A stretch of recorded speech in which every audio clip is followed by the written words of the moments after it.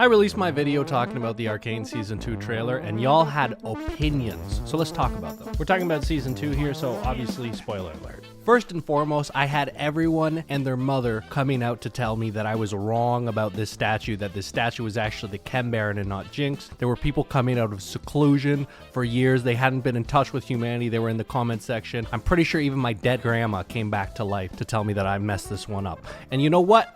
I did. Turns out that this is not a statue of Jinx. This is actually a statue of this Chem Baron, also known as Margot. All this statue says to me is that the Chem Barons are likely working together against Savika and Jinx because they're more focused on profit rather than, the liberation of the people of Zaun or anything like that. This is far from the only interpretation of this material, because it could mean that all these different Chem Barons are now fighting for control. They want to be Silco number 2, but I would assume for all of these Chem Baron characters that the focus is less liberation and more about money, given their scene that they had with Silco where they were in conflict over that. You can tell it's not Jinx because she has these dots on her forehead and she has this piercing, which Jinx does not have. Another interesting point made in the comments was that the idea that this hooded figure is a Jinx copycat person, i.e. someone who does attacks in the same style as Jinx but isn't obviously Jinx, holds a little bit more weight given that all the followers of Jinx in this mural have blue hair. It was also pointed out that this kid in the trailer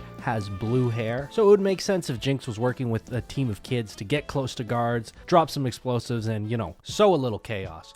There's also an exclusive Vi scene shown at the Annecy Festival. So in this scene, apparently, Vi will have a daily life that boils down to fighting, drinking, dancing in the crowd, hallucinating Caitlyn, drinking more, and then going back to bed. Honestly, I don't know why she ever changes out of that. Sounds like she's living the life. This comment thread makes a very interesting point. So the creator said, every character really is becoming a bit of the opposite of who they were in season 1. So how is that going to play out for Ekko? Someone who is lifting up the people around him, fighting for the people of Zaun, trying to make a better future. Well, I think Cold Noodles here has a very excellent response, which maybe now he's fighting against the other people of Zaun, specifically the other Chem Barons, because he needs to protect his own people. We also see in season 1 that he has a lot of moments of sentimentality in fights, where he allows his irrationality to overcome his rational decision making on what to do on the battlefield. Maybe that's something he overcomes and he becomes a more ruthless gang leader, presumably in the interest of keeping his people happy, healthy, and alive. I don't think that aspect of his character is going to change. Stephen Tomasi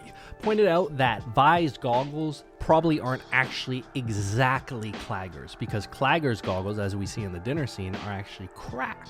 But I would like to push back against this a little bit. I think it's way too big of a coincidence that Vi has the exact same goggles as Clagger.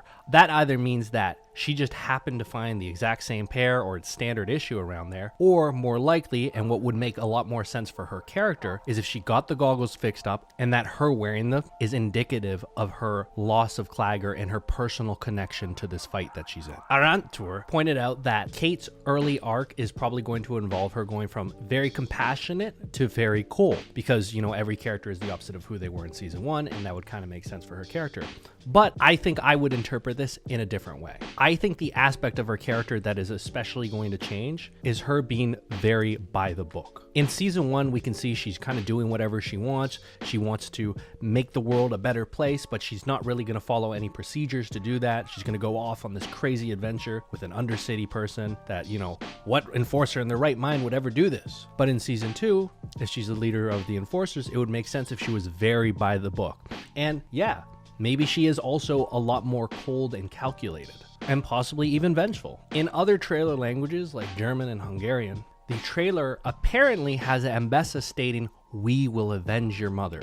Well, the camera pans to Caitlyn. So we know that Caitlyn's mom is going to be dead. And it would make a lot of sense for Caitlyn to follow in the footsteps of Ambessa's philosophy of becoming the fox and the wolf, of becoming this hunter, this warlord, this monster. She will probably be under Ambessa's wing then.